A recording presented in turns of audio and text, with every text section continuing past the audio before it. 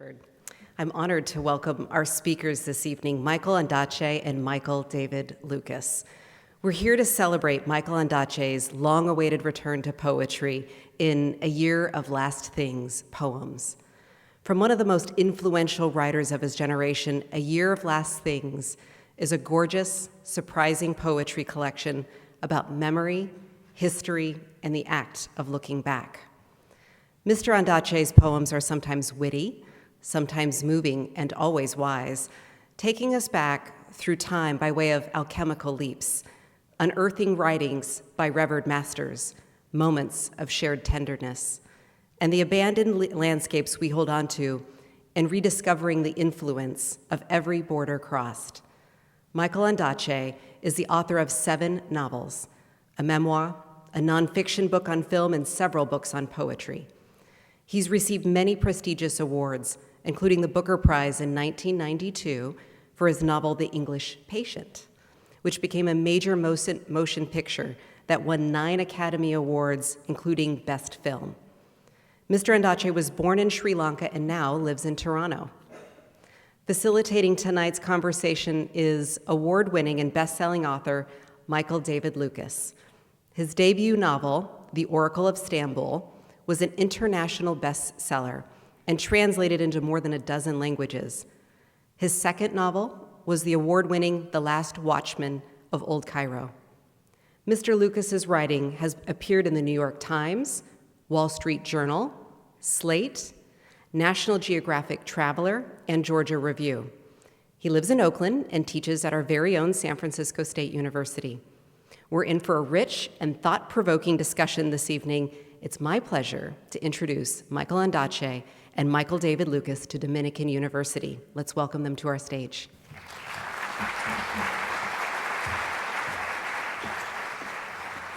The epigraph to this book is by Marguerite Duras, and she wrote, "Writing isn't just telling stories, it's telling everything all at once."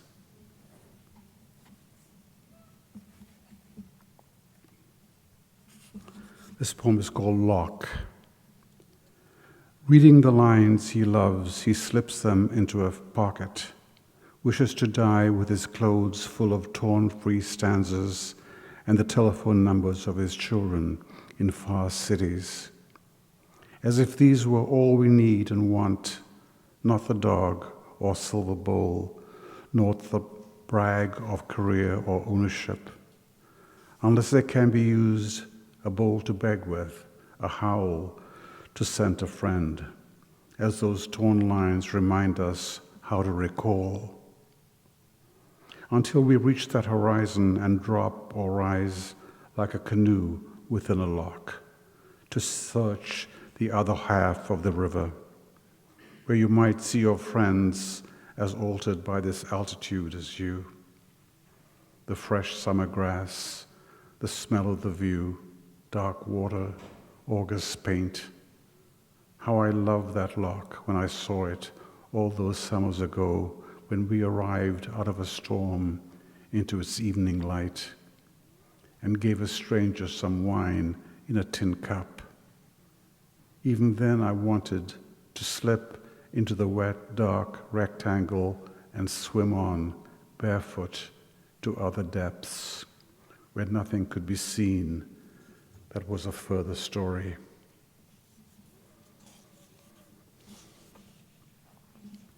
"5 a.m. The wilderness of our youth, an empty barn, dancing with friends into the small hours, then daylight and the cars swerving away wordless into the dawn. It arrives all at once tonight, not as memory, but like a gift from forgetfulness, as a desire can wake you, or this poem based on the accidental change of speed in a friend's camera into slow motion. So now I remember the rest of our shadows as we danced, all our heartbeats under the thunder, and I can speak to you the way we once sang farewells out of our cars late at night when those goodbyes remembered everything.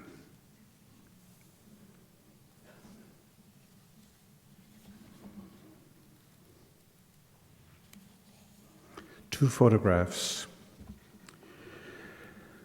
It was years earlier, you in an old bathtub with barely a few inches of water, on an island, the weather outside unknown, but for the tan that surrounded your whiteness. Everything suggested an era long before the present, the late 60s perhaps, a weekday afternoon, with little to show how you spent your days, your nights, just two black and white photographs. The first capturing your gaze into nowhere, the other when you covered your face with your hands so you were not anonymous, only unseen, except perhaps by what you might be thinking. What was the year? Where was the house and town? Nothing given away by your silence and careful movement. Still practically a bride, you said, 20 years before we met. Another photograph I saw later, a more formal nude shaped by shadow, your bare back, you in a crouch, faceless, not so much your image, but a husband's hovering with a camera, where everything casual in the earlier pictures with that bathtub and raw sunlight made him your husband's masterpiece. The secret of your look, the recall of an afternoon when things will hold or fall away. It is in these pictures, being the unknown stranger, I hold a complete belief in you, long before we met. How did we meet? I whisper even now, as if magically, that first time landing after a far journey upon a dark, hardly lit island late at night, and then somehow solitary with you in what, for all I know, was a crowded car.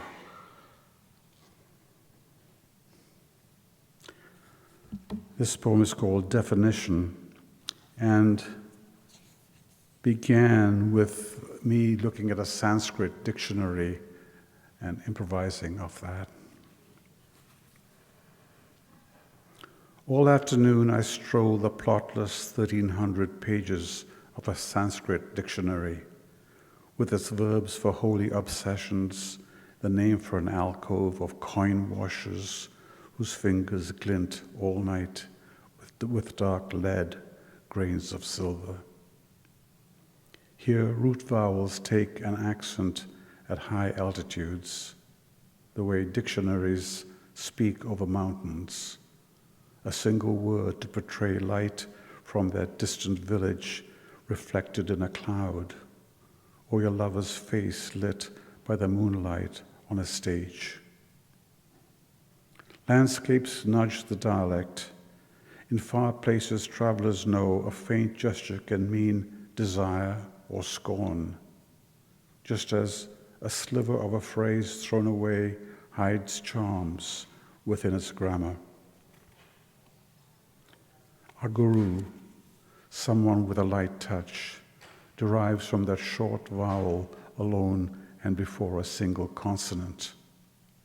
Wherever you turn, definitions push open a door, the precisely named odor of a man who is a heart thief, a word for the highest complication during a play used also for impregnation.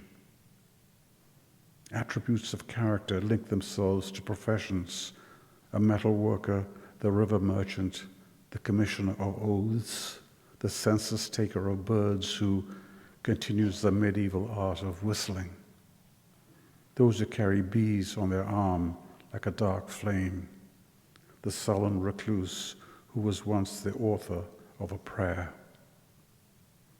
This word for a pool beside a temple, or answer, the shape of a shoulder blade, as in the corner of a holy quadrangle.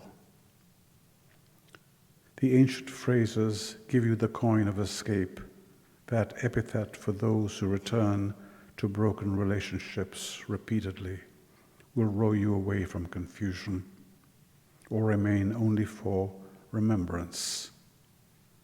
This is how deep I was lost, my darling, in a love so narcotic I possessed unimpaired splendor, having no other want or wish. What was there before there was the warmth of that word for your shoulder blade, or that time before we moved to a freedom from desire? That was really lovely. I just want to start by saying how honored I am and how great it is to have you here and to celebrate you and this book, which I read over the past few days and really, I feel like, reoriented me towards language and towards my own life and memory. So thank you for that.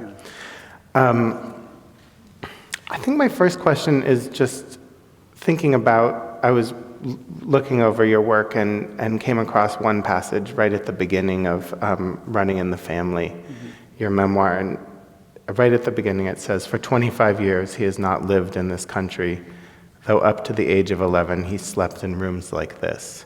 This is your first book of poetry in about 25 years. What's it like to return to this room of poetry? Yeah, it's a very similar situation because, I'd left Sri Lanka when I was a kid and didn't go back for about almost 30 years. And so I was in a new place, and it was also having new ears, having a new voice. And that's very much like moving from fiction, or a number of years of fiction, to poetry, where you are, in fact, spending all your time now with a new language that you haven't used for a long time. Yeah. And in many of my books, I've gone from, I began with poetry, and then I moved to fiction gradually, and then after about 10 or 15 years, I started writing poetry again. And it's like having a new voice being given to you, and along with the voice, you're just seeing things very, very differently. So that's very, I think, apt parallel between going back to Sri Lanka and reliving something. Were you glad? What was the impetus that brought you back? Was it a good return? Was it a difficult return? Was it to poetry? To poetry, yeah. Yeah, I think I'd written about 2 or 3 novels, and I was, I was very close to them, obviously. And each novel takes about 5 or 6 years, so numerous rewrites. So you're kind of in a fully into some kind of language or tone or pitch or plot, and I just needed to do something else, I think, and I very determined. Actually, when COVID began, it was like this little gift. I became a more private person and a more private life, and I decided to want to go back. I wanted to go back to poetry, which I had begun with. And I was very uncertain if I could go back to poetry, because it's a completely different set of values and rules and line breaks and so forth. Yeah, that's interesting that you say that it allowed you that sort of privateness of poetry, because I know your work through your novels. And actually, the first book I read was the collected works of Billy the Kid, which is kind of right on the line between poetry and novel and prose. But I feel like reading your novels, I always had a sense of the author is in here somewhere. I feel him. I mean, with Cat's Table in particular, the protagonist is named Michael, and his life, mirrors yours in a lot of ways. But this book, I really felt, whether that feeling is true or not, I really felt an intimate sort of connection with you as a person or with the speaker. And I wonder what it is like to kind of, in that private moment, also show yourself in a way that maybe you haven't in the past. Yeah, I think it's dodgy, But, I think that intimacy is actually what appealed to me when I was working on this book, because I wasn't sure if this was going to work as a poem, let alone a book, you know. And I think that Margaret Duras quote is interesting because I'm not just talking about myself now, you know, but I'm talking about myself as a young boy, or the 5 a.m. poem I read, you know, young people dancing in a barn or something like that. And so it was, or talking about a relationship with your partner and writing about her when you didn't know her. You know, so I mean, that was all very interesting, and going backwards and forwards. And as a result, what happened after writing these, you know, I don't know how many, 50 poems or something like that, having to find a structure to the book, you know, so that, because it didn't move A, B, C, D, it went F, A, L, K, you know, and so you wanted to kind of structure it in a way that would make some sense to the reader, you know. Yeah. As to yourself. It did make so much sense. I mean, there's also formal differences. I think the second to last section is all one prose poem. Yes. Or maybe, and yeah, but it all flowed beautifully.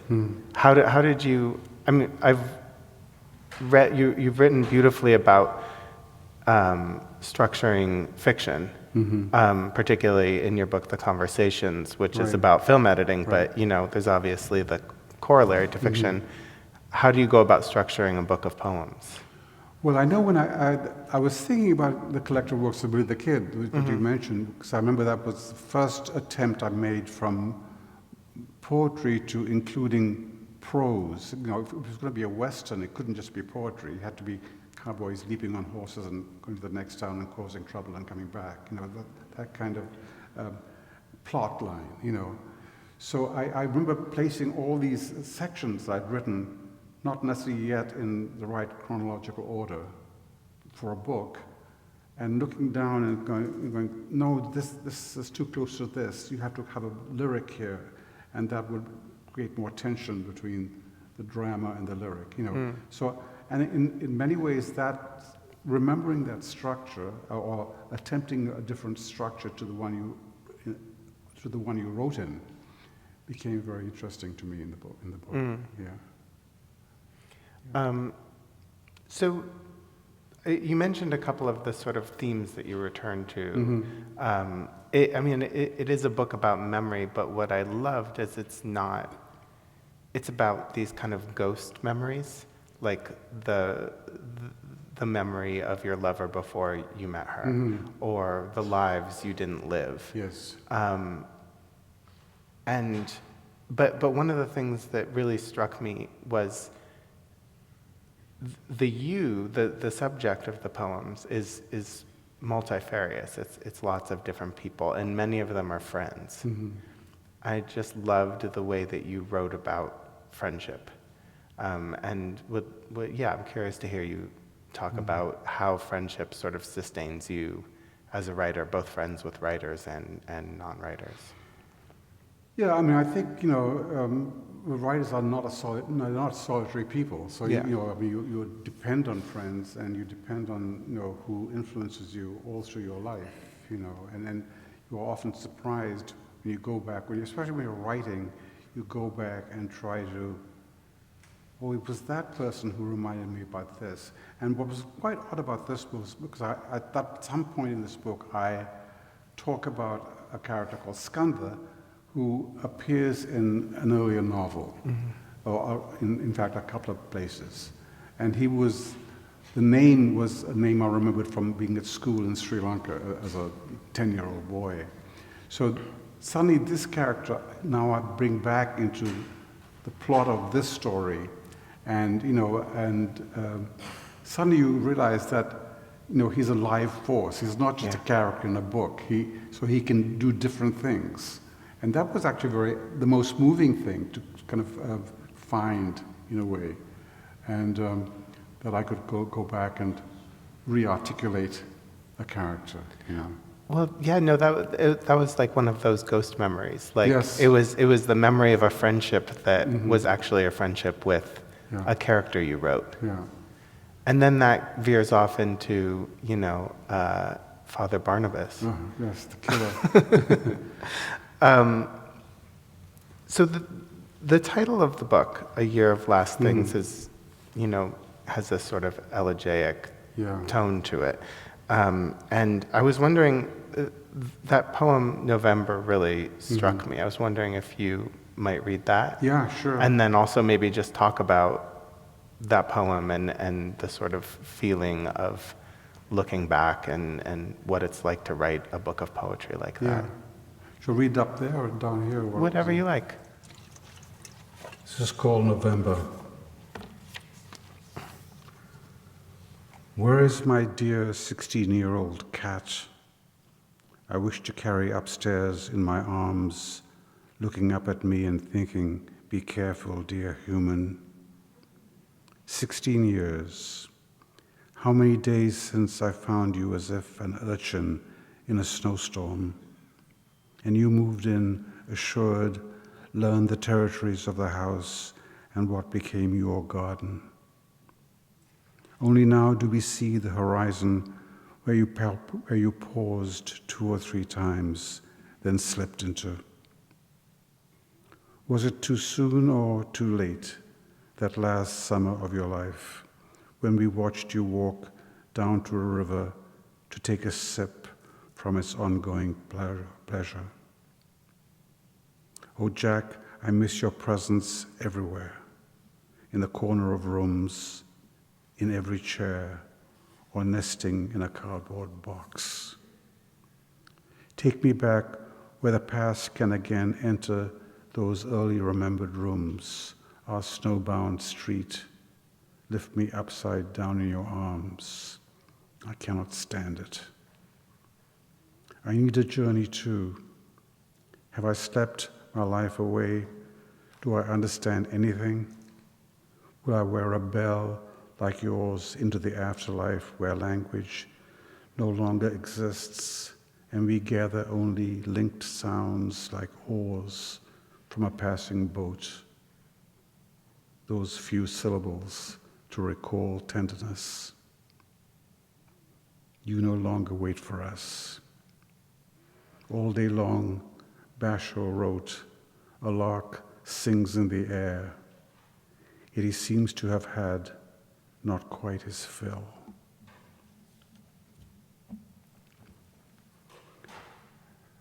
I was going to read something actually a prose, which is not in this book, as it seemed sort of apt for the time.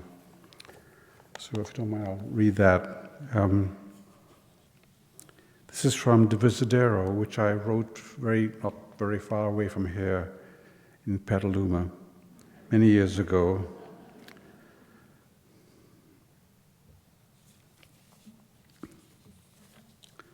While the 2 men worked in the fields, Arya and the boy went south, riding into the fertile lands.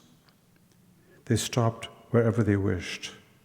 Raphael built a fire while Arya coursed over the fields, looking for things to eat, an onion or 2, rosemary, leeks. Lunch was a collection of minor plants and shoots, as if gathered by a pair of birds rushing and diving over the fields. It was barely there on her tongue. When the meal was over, if the stream or river was private enough, they would strip off their clothes and swim. Arya was determined that Raphael never have a fear of water like his father, so she would laugh as she ran down the bank and then grin at him when she surfaced out of the river. She did not want a fearful child. Sometimes during their journey, great storms came at night out of the west from the ocean at Buzon. And when they were west of San Justine, lightning lit up the fire and river like a path through history, and she grabbed the boy to stop him from leaping into its brief beauty. It was a season of storms. She and Raphael kept the caravan in the middle of the open fields and let the horses loose. Released, They hardly moved, as if pretending that there was nothing dangerous, that it was safer than galloping into darkness. There were evenings when Aria and Raphael stood on the dry night grass with 100 layers of stars above them, uncountable, 1,000,000 orchestras. The boy could scarcely store the delirious information. That journey south with his mother and the return north broke his heart again and again with happiness. It was when he felt most clearly that there was no distinction between himself and what was beyond him. A tree's sigh or his mother's song could, it seemed, have been generated by his body, just as whatever gesture he made was an act performed by the world around him. They were a few miles north of Plaisance when the eclipse paused over the Gers. The darkness came fast into the afternoon. Raphael was lifting a pail for a nervous horse to drink from and became conscious of the darkness only because it was growing cold. He spun around and saw his mother looking at him with concern. Grey rain started falling in the half-light, though it was the wind that bewildered everything, arcing the trees down so they hovered almost parallel to the ground.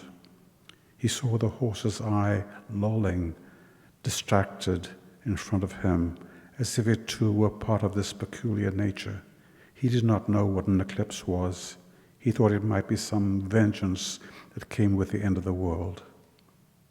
He was holding the horse's neck, looking for rope to secure the animal, but there was none. So he held onto the mane with his hands. If the horse got loose, they would never find it. When the animal began to pivot, he swung himself onto its back, just as his mother yelled out, "No!" And the horse burst through the trees into further darkness with the boy upon it. Raphael put his head down against the horse's neck, and he became the horse's eyes, witnessing the quick choices of direction. He was saddleless, clinging to the wet-coated creature in its tumbles and swerves, until it emerged into a vast field where the sky was a shade lighter than under the trees. The horse now doubled its speed and flung itself into the open. The boy could hear his own breath alongside the breath of the horse. He could hear the hooves in the long grass, their sudden clatter over a wooden bridge after the muted sound of the earth. He was holding onto the warm blood of the animal. For perhaps a minute, time was a measureless moment now. They had gone through a village where only the two of them moved in the darkness, the boy's leg brushing a cart, then a child, and then they had come through it into fields again beside the river. Then there was a slow burning of light, and there was a heat once more around them, and in the wet grass, time was in a broken state.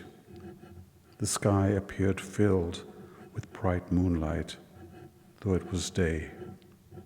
The horse calmed, aware now of the fly-like rider whose knees clutched it, the boy's feet bare from another time when they were serene under the trees, and he'd approached the horse with a pail of water. Raphael rode back slowly, field after field. They were all new to him. He looked for the village, but whatever community they'd rushed through, he never encountered again. They crossed over the wooden bridge, then saw the black horizon of forest, and soon he could make out his mother pacing on the edge of it. He never hurried the horse. He finally dismounted, lying back and sliding off the slippery wall of the animal. He could hardly stand in front of Aria, though he did, shaken by her, and then embraced.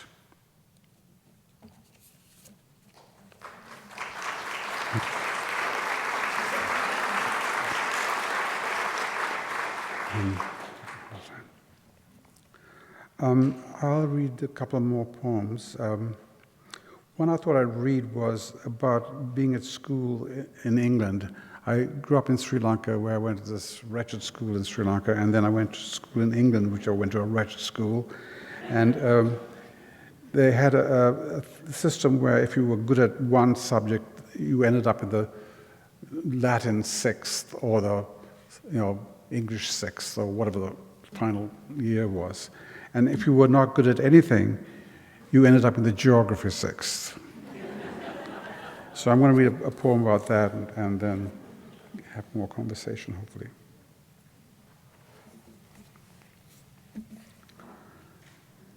We were the unselected ones, minors in our youth, kept from certain classrooms without knowledge of what was taught there. The complex sciences, foreign novels, even rhetoric and courtesy that might help on some future afternoon within the corridors of power. While we were stalled in the geography sixth, studying floodplains, maps of far pilgrimages, coastal profiles of islands drawn by mariners in earlier times.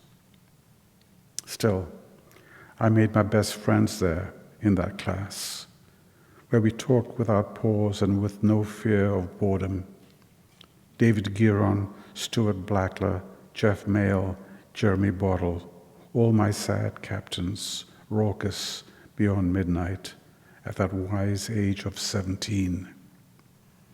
In retrospect, we were only discovering ourselves, immersing ourselves in unnecessary things, hard-boiled thrillers, how to tap a phone, the rag and bone blues of Radio Luxembourg. We slipped from a school into a dark field, drank from a bottle, rode a loose horse, and were thrown, while R.B., name withheld, hoisted his Chinese girlfriend, a composer's only daughter, on a rope up to his second-floor dormitory, her slipper floating to earth. It would be a decade, though it felt just a weekend, before I stood in front of a Fragonard in the Wallace collection, its rapid brushwork of the woman's dress on a swing, reminding me of their quiet whispers as they plotted her ascent. Then noticed that shoe in midair, leaving her right foot, the lighter genius of Fragonard. It was some time before we were drawn to erotic pleasures and the disguises of clothing, a long dove-gray shirt on an idle bride, in a mountainous thriller, that air-blue gown in a stanza of Hardy, those evolving disguises of the Count of Monte Cristo, or in the way Stendhal owned 350 pseudonyms, for he disliked the first-person pronoun. It was now escape from our contained lives that obsessed us, as when Julian in The Red and the Black, from a wife's window, leapt during an interrupted seduction into the dark and was chased by friendly guards who saw him, who knew him well, and those dogs, while a husband's bullets whistled past him. You close a perfect chapter, and it sounds like a gunshot, I read in a Polish essay, and knew where it came from. We were witnessing how characters evolved from a fragment to become assured, though more damaged, revealed, but better hidden.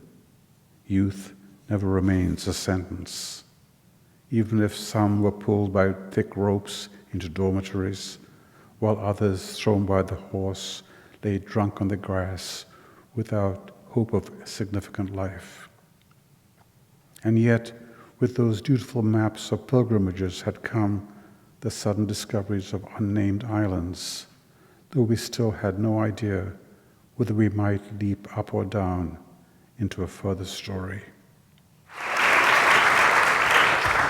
That was lovely.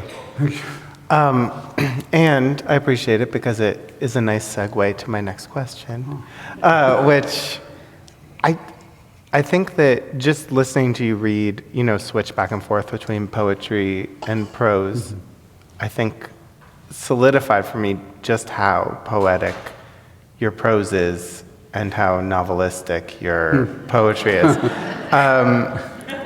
which is great to me in both senses. And I'm curious what you make of that line as someone who exists on either side of it, and how you decide whether a particular germ or idea goes in this direction or that direction. There's a wonderful remark Don DeLillo says, I think I wrote it down here, so it actually fits in with what you're saying. He said, if I were a writer, how I would enjoy being told the novel is dead. How liberating to work on the margins outside the central perception. And, I think there's a pleasure in that. Every writer, when they begin a book, even if they've written 5 novels, they want that next novel to be something vagrant, something that can find a new voice, in a way, that the voice I was talking about earlier on.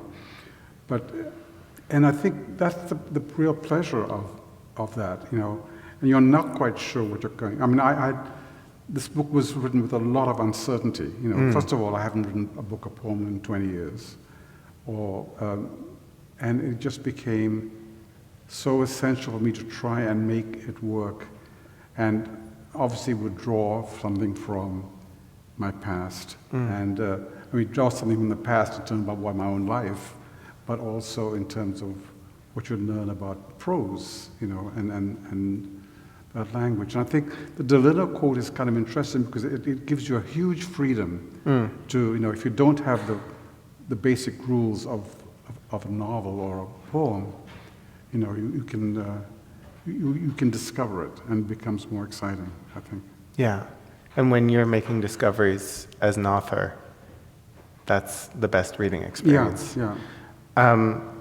The other thing that I was thinking when you were reading is that passage that you read is, in thinking back on sort of your work before I actually picked up the books again, I was sort of hit by like a half dozen moments that just stayed with me, and I didn't always know which book they were in, but they were. I could I'm see not them. Sure either, yeah, it was like I had lived them, and there's one moment in particular that is just really stays with me when in The Cat's Table, when the ship goes through the Suez Canal, and there's just all this activity. Someone throws an orange on board, and there's just this amazing sense of possibility and aliveness. And then in the next chapter, one of the characters is obsessed with that moment also. So that made me... And becomes a painter. And becomes a painter, and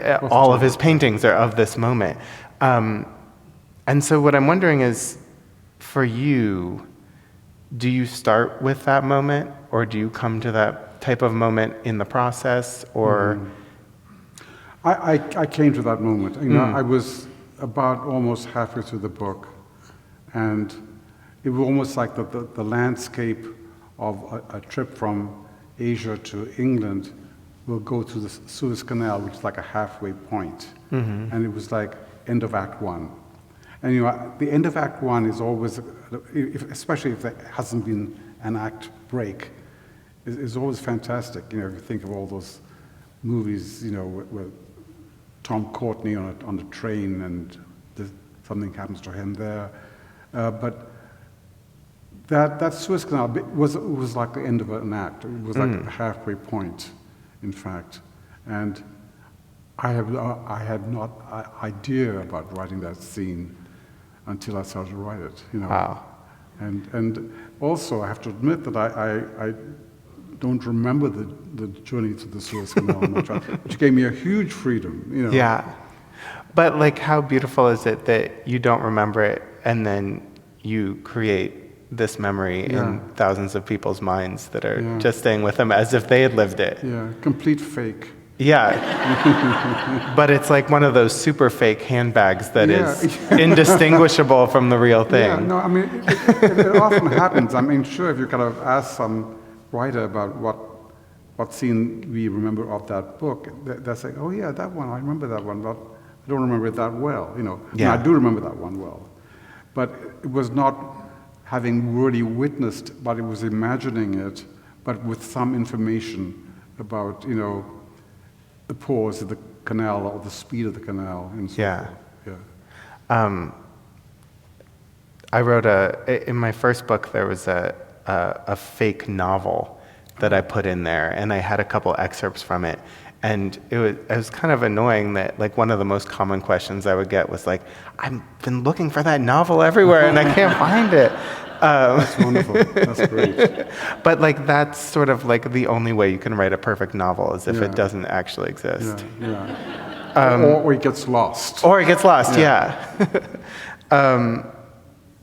So as someone who writes about history also, I'm especially curious. A lot of your books are set in the past, and oftentimes in sort of contentious, violent moments in the past. There's an author's note at the beginning of Anil's Ghost. Anil's Ghost is a fictional work set during this political time and historical moment, and while there existed organizations similar to those in the story, and similar events took place, the characters, incidents, and the novels are invented. And I just love the way that author's note situates the book in the past, but also sort of takes it out of it at the same time, like it's existing in this kind of parallel to history. And so the question is, what, as someone who is writing about the past, do you feel like is your responsibility to history? Well, there's always that responsibility. You don't kind of ignore it.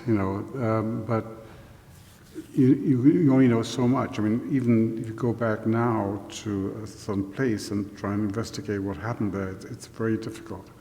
And what I needed to do was, and when I was writing Anil's Ghost, there were articles in England about what was happening in Sri Lanka or whatever it was, and so I went there without all that kind of prearranged, plan, and I just talked to a lot of doctors. I mean, that was one of the things I did, and there were doctors not just in Colombo and other parts of the other cities, but who were in the neutral, semi-neutral zone where the war was going on.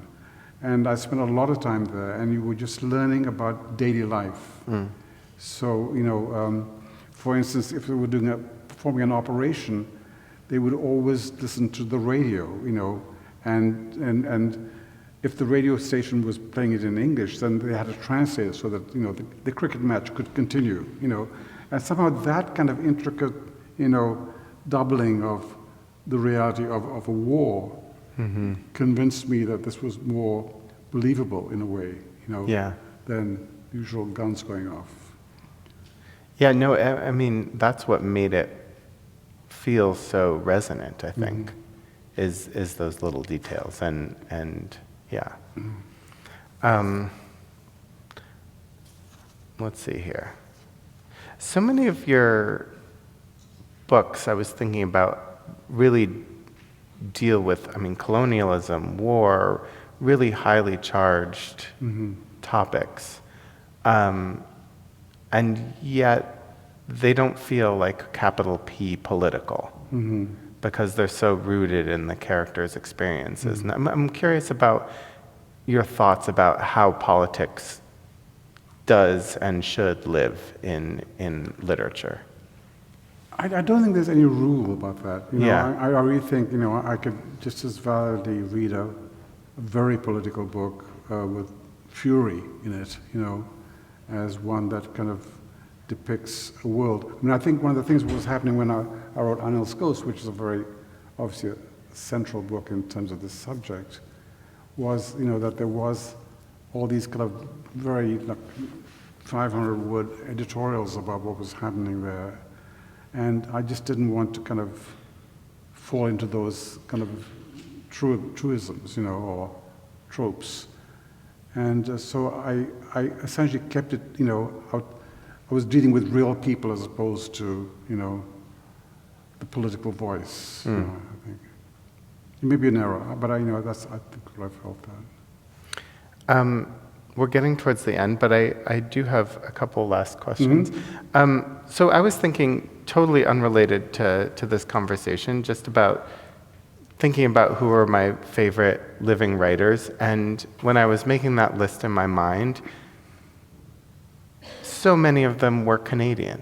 Oh, You, Alice Munro, Margaret Atwood, Emily St. John Mandel, all kinds, so many others. And it got me thinking, like, is there something about being Canadian is there some ethos of Canadianness? I mean, so many of my best friends are Canadian, which sounds like a weird thing to say, but it's very true.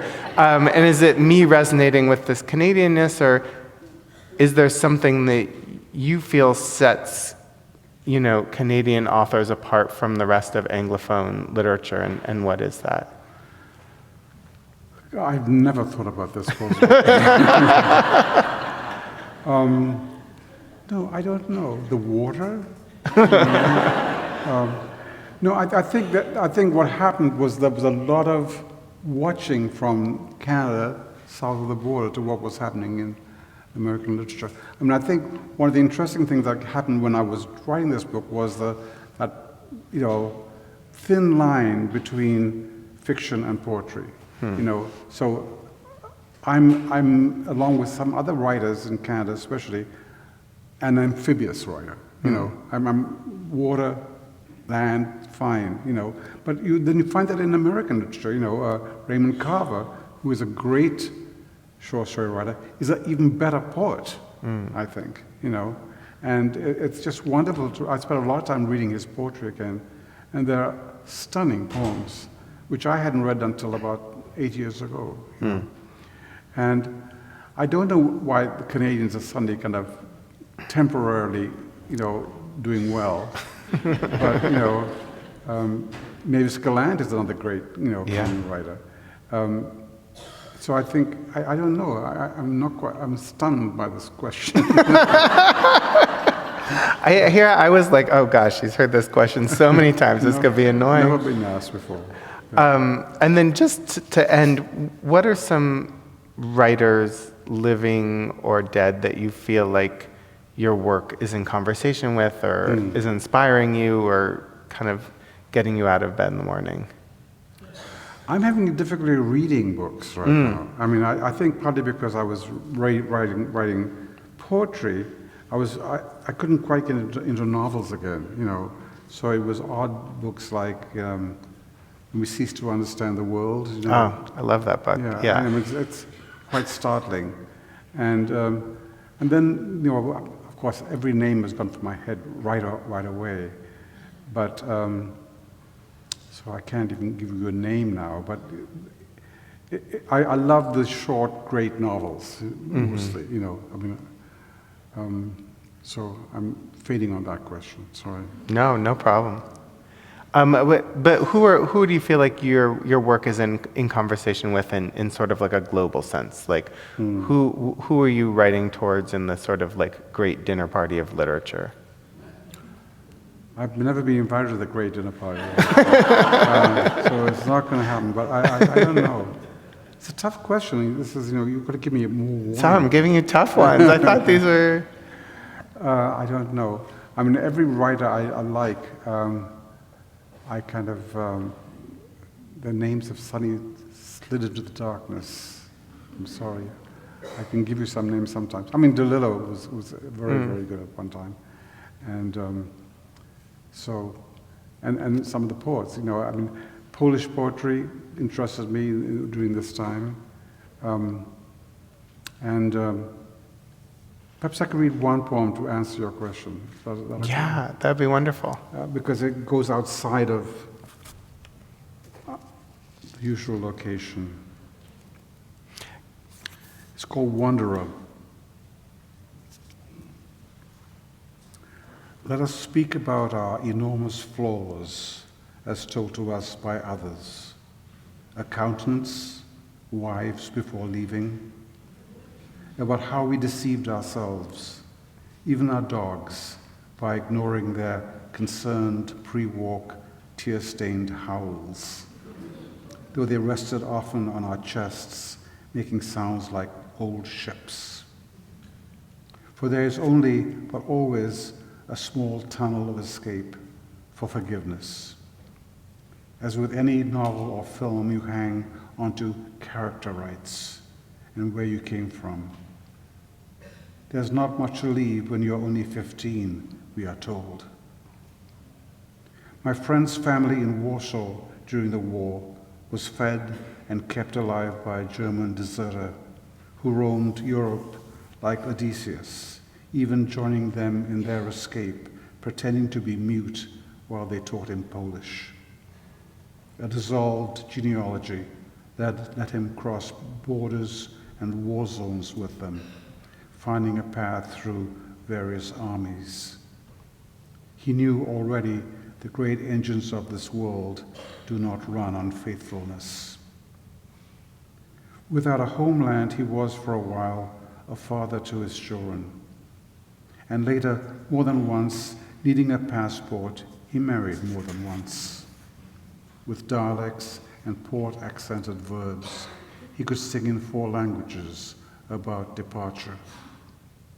He belonged still to himself at 15, waiting for the later years to reach him. Who had he become? He'd bunked beside Isaiah, escaped judgment, remained as if impenitent.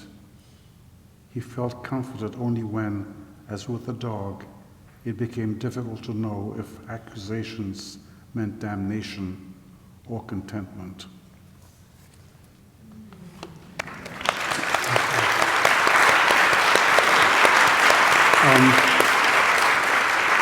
I don't obviously answer your question fully, but I think that whole idea now of this multicultural voice in literature is just wonderful. You know, I mean, this is a friend of mine, and when he told me the story, God, you know, that's a real life, you know, and that's a real experience. Mm. And it wasn't really written about very much, you know, until our time. You know, the gift of translation we've been given is fantastic. Yeah.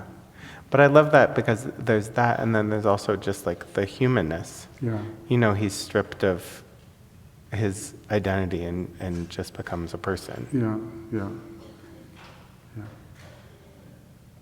Thank you so much. Thank you. This was really lovely.